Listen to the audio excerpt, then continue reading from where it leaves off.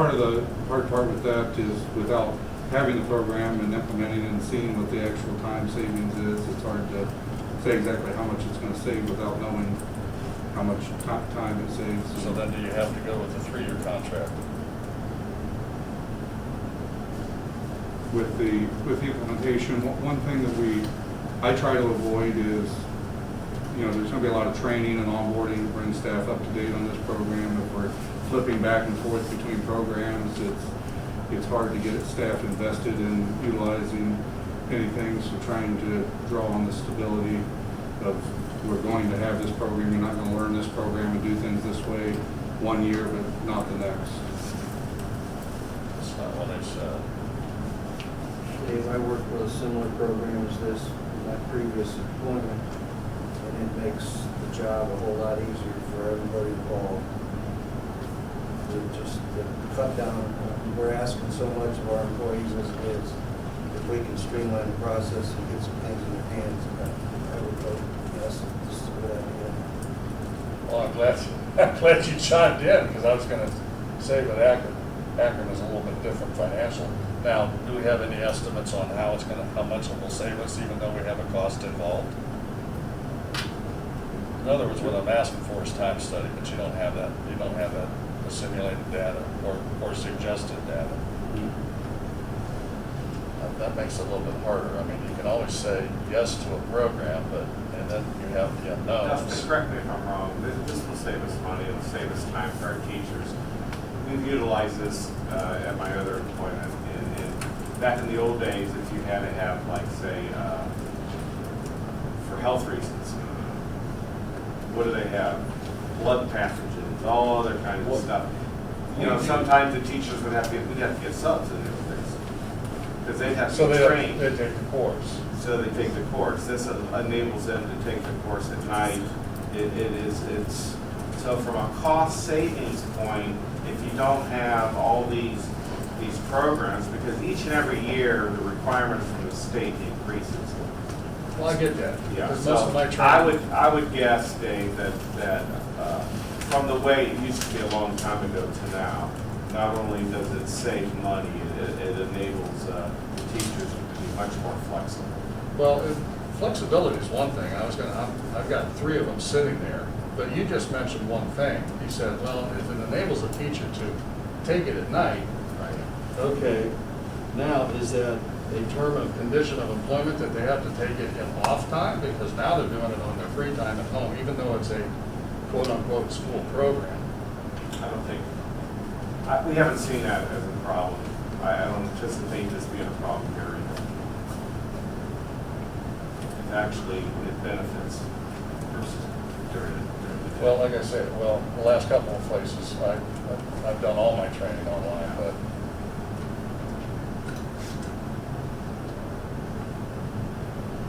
okay, I'm good. All right. Chris, will you vote, please? Mr. Hofer? I'm willing to give it one round of chai. Yes. Yes. Mrs. Dodson? Yes. Mr. Petrie? Yes. Mr. Hess? Yes. Mr. Lance? Yes. Motion passes.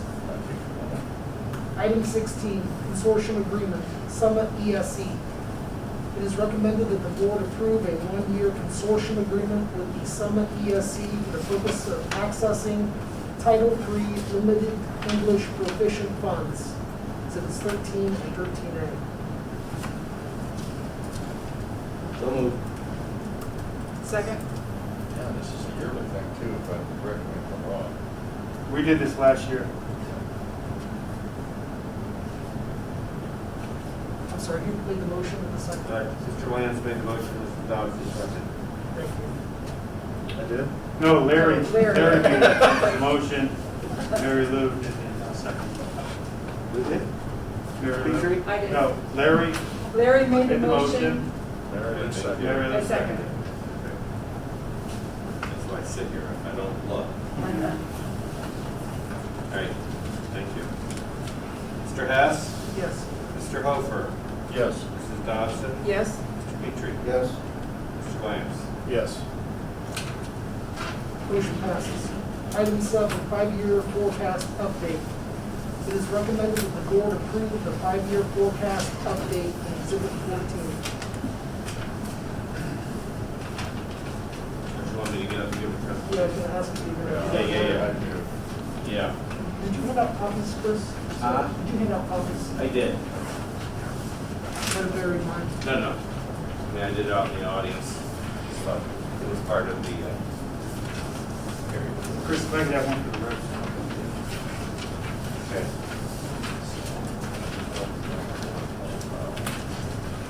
We got another, resolution.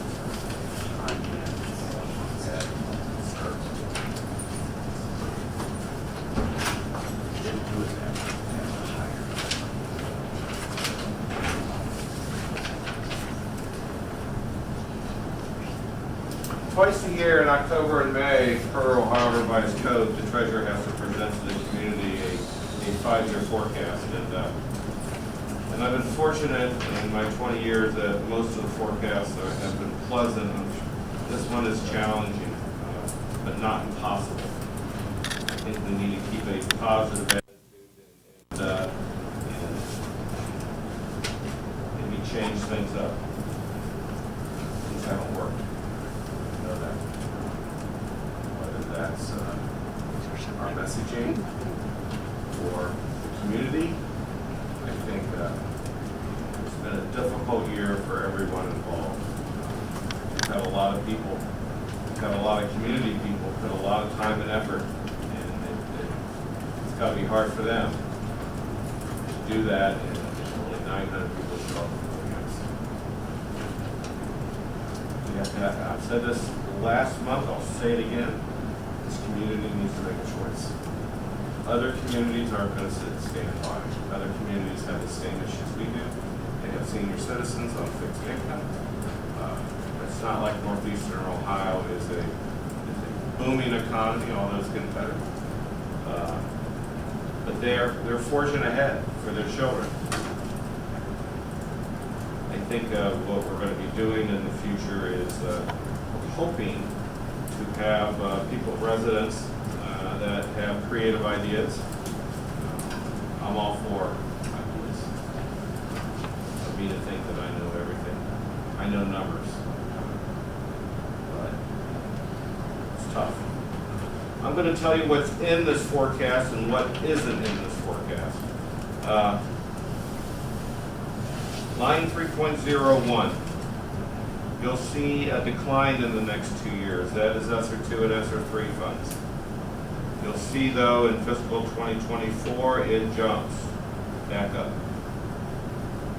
Although we're very appreciative of ESSER 2 and ESSER 3 funds, and if we didn't have those funds, the list tonight that the Board of Education would have had to read off would have been heartbreaking. But with those funds come challenges. We all know that we as human beings like to kick the can down the road. And we did that here. But I'm not going to look a good horse in the mouth. It was helpful. Like Mary Lou said, what we're hoping for, and there is a glimpse, I think it's in 20 years I've actually seen a slight shift from the legislators. Fair school funding is a program that's getting a lot of traction now, bipartisan traction. It could mean for us preliminary results over $9 million. Now they're talking about it phasing in 6 years, but again, you couple if that happened and we were able to get creative and have the taxpayers accept one of our proposals, whatever that is. If you notice on the 5-year forecast, I put something on it. That's just I wanted to show people with a smaller levy what it would do. No decision's been made. We're far from there. But as you can see, even with a levy that generates 1.5 million, we're still 2.2 million in the hole in 2025. But the fair school funding money and maybe a something else. I don't want to say what we're going to do because we haven't, our head's still spinning. We could climb out of this hole. But things are going to have to change and it's hard. What works 4 miles away doesn't work here. What works here doesn't work. Every place is different and unique. I think we need to wrap our heads around it. I think we need to be as transparent as possible. What I have been doing is I have been reading some social media just to get again, I'm not a fan of social media. I find it mostly negative. But you have to understand what people are saying, whether you agree with them or not. You have to respect their opinion. And a thing that's obviously very apparent out there is they believe we have enough money based on the number of kids that we have. Well, I think people don't understand that our population is very diverse. We have a special education teacher here in the audience, and she knows what I'm talking about. We have a lot of children that have a lot of needs, and it's our obligation to service those needs. These are special children. There's a reason they're special, and we have to do our best to service them and try to make them productive in society. That's our goal. And it's costly, and we don't get much reimbursement from the state. And we have a lot. We have a lot as a percentage of total students. There's reasons why our cost per pupil might be a little more than other pupils. But we have fine individuals, we got great teachers. They know what I'm talking about. They put their heart and soul in it. I'm from a family of teachers. I have 2 daughter-in-laws that are teachers. I mean, I'm surrounded by teachers. And it's nice because I learn from them. And because again, I live in my own little world. It's nice to have people. It is very difficult. This has been very difficult for all of us. When I got here, things went up. It was a good feeling. And the community was, I remember going to the party when we passed the school levy, bond issue. Never in a million years I think we're going to pass that. I just, the night before the levy, I told my wife, I wish, they need it. I mean, like, Jesus, they're in fiscal emergency. How do you pass a bond levy? Well, we did it, right? I guess we have to go back to the playbook 10 years ago and replicate it. COVID made it very hard for us to go into people's houses. I think it's very important this next time that we do the coffees. We walk into people's homes. We get 10 people to talk to. And we dispel any myths that are out there, and you do it in a way that from a financial standpoint, you appreciate what they say, and if you don't agree with them, you have to be honest, and that's what I'm going to do.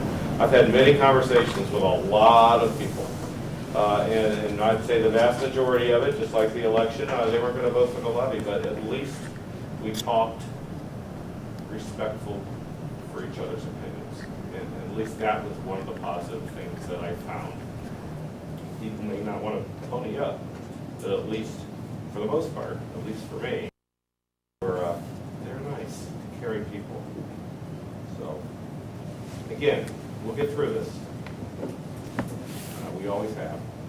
This may seem like a deep financial hole, but we'll get through this. Springfield Local School isn't going anywhere. We're not going to merge with anybody, I can tell you that.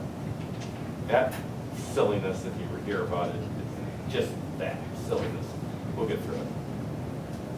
Anybody have any questions on the 5-year?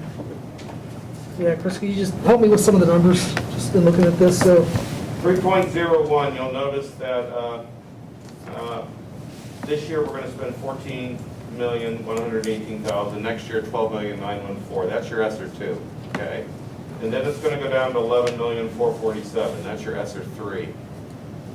Now, there's other things that come in and come out, like student wellness. If that doesn't get approved, it's not in there right now. I don't put anything in here that hasn't really been, it's concrete. It's best to do it that way, okay?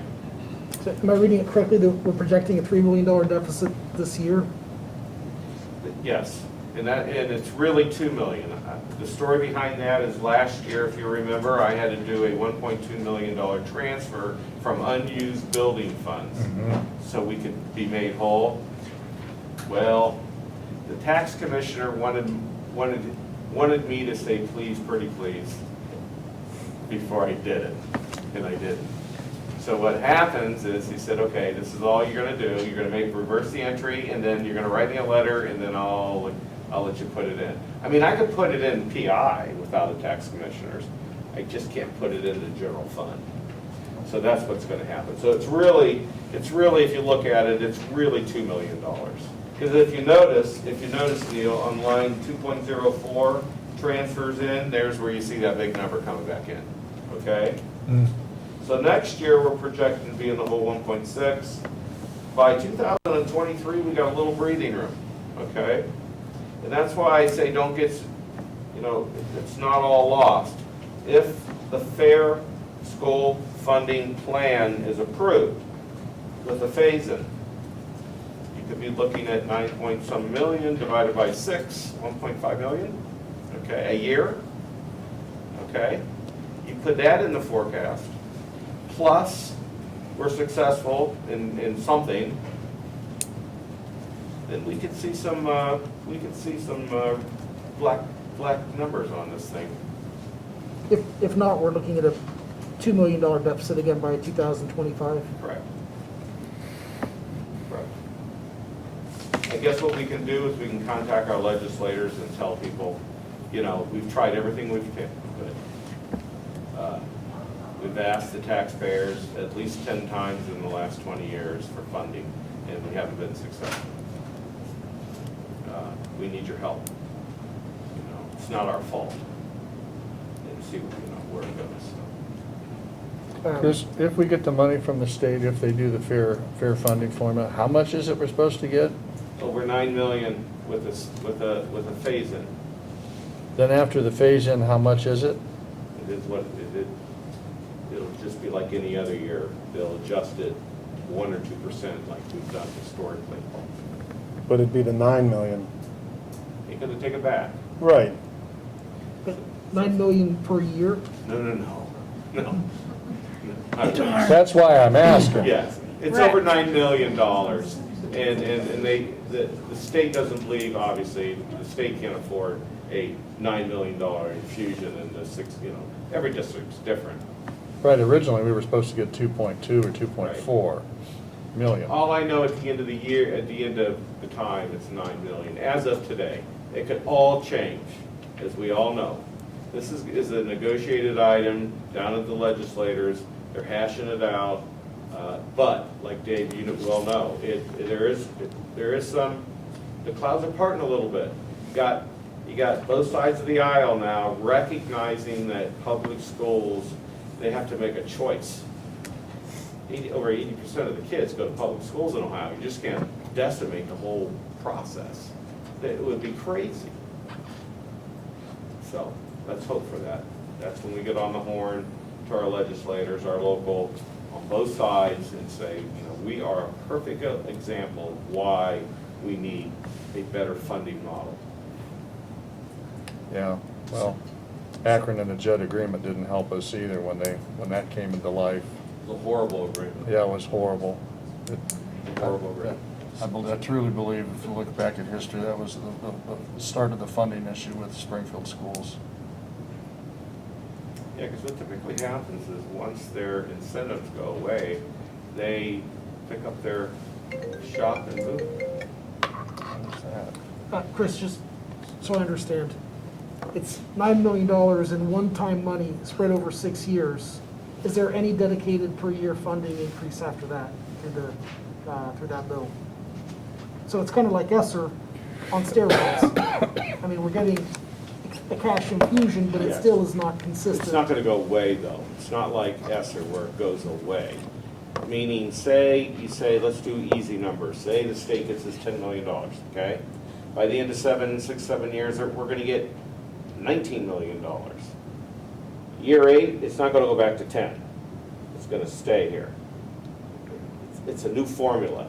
And then the following years, I'm sure it's gonna be just like historically, a couple percent a year.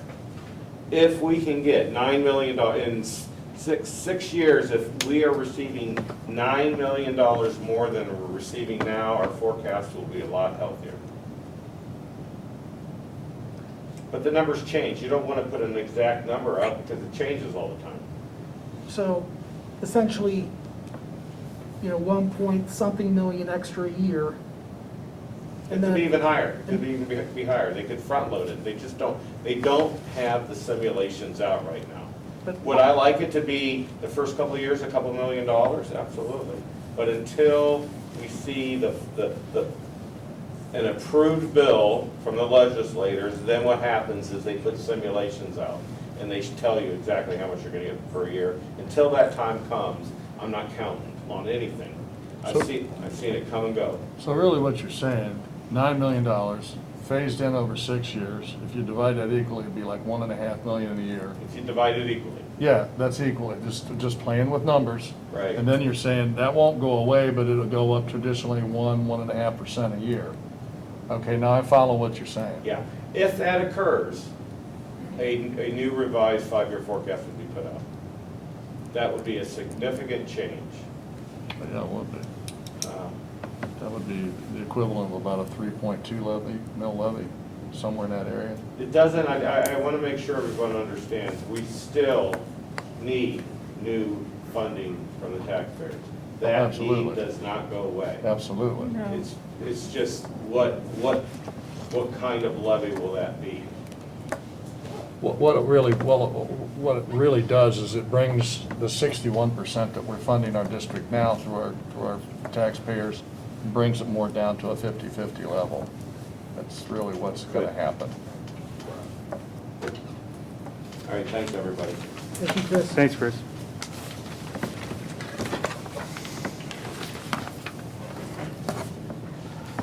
Now we get to the motion. So we need to vote on that. Yeah, did we get a motion in the first? I did not write it down. No. I did not. Could we get a motion, please? So moved. Second? Mr. Petrie, Mr. Hofer? Correct. Yeah, and Okay. Chris, I actually have one last question. Okay. Does this 5-year forecast keep us out of fiscal emergency? What'd you say?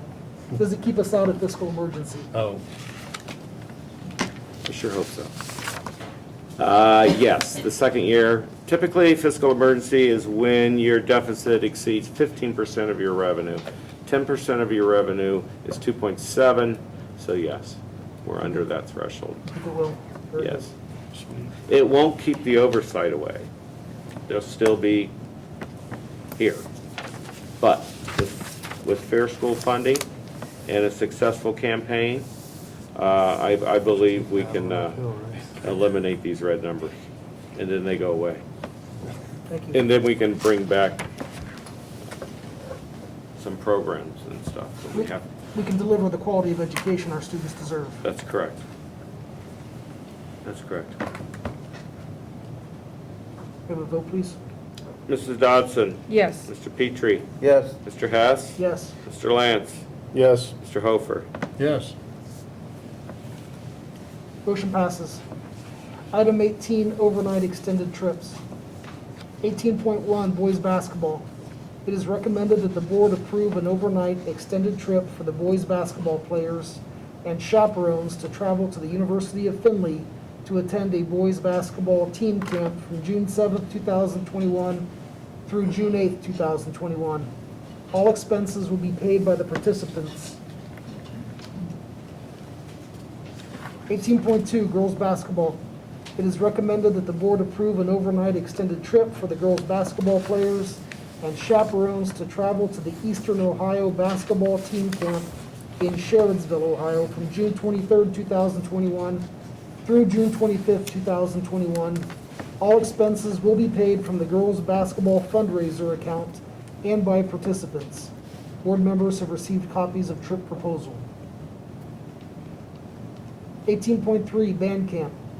It is recommended that the board approve an overnight extended trip for the Springfield Marching Band and chaperones to travel to the FFA Camp Muskingum in Carrollton, Ohio for band camp from August 1st, 2021 through August 7th, 2021. All expenses will be paid by participants. Board members have received copies of trip proposal.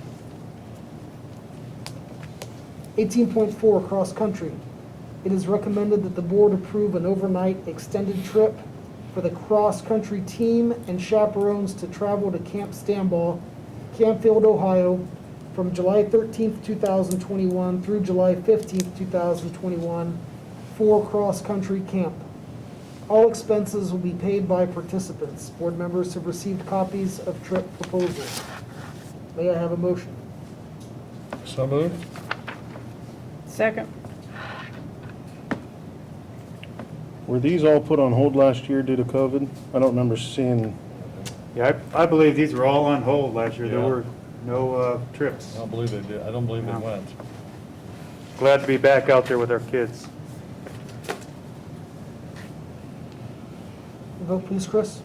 Mr. Hofer, Yes. Mr. Lance, yes. Mrs. Dodson, Yes. Mr. Petrie, Yes. Mr. Hess. Yes, motion passes. Item 19, policy approval.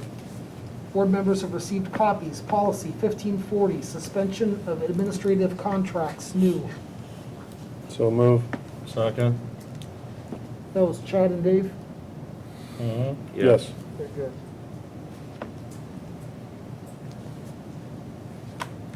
Mr. Hofer, Yes. Mr. Lance, Yes. Mr. Hess, Yes, Mr. Petrie, Yes. Mrs. Dodson, Yes. motion passes. Item 20, policy review. Board members have received copies. Policies 1422. Voting on this tonight? Okay, I'm sorry. Sorry. 1422, non-discrimination and equal employment opportunity revised. 1623, Section 504, ADA prohibition against disability discrimination in employment revised. 1662, anti-harassment revised. 2260, non-discrimination and access to equal educational opportunity revised. 2260.01, Section 504, ADA prohibition against discrimination based on disability revised. 2266, non-discrimination on the basis of sex education programs or activities revised. 3122, non-discrimination and equal employment opportunity revised. 3123, Section 504, ADA prohibition against disability discrimination in employment revised. 3362, anti-harassment revised. 4122, non-discrimination and equal employment opportunity revised. 4123, Section 504, ADA prohibition against disability discrimination in employment revised. 4362, anti-harassment revised. 5517, anti-harassment revised. 6114, cost principles, spending federal funds revised. 6144, investments revised. 6146, 6146, post-issuance compliance for tax-exempt and tax-advantaged obligations revised. 6220, budget preparation revised. 6325, procurement, federal grants funds revised.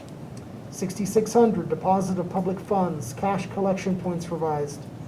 7440.01, video surveillance and electronic monitoring revised. 7450, property inventory revised. 7455, accounting system for capital assets revised.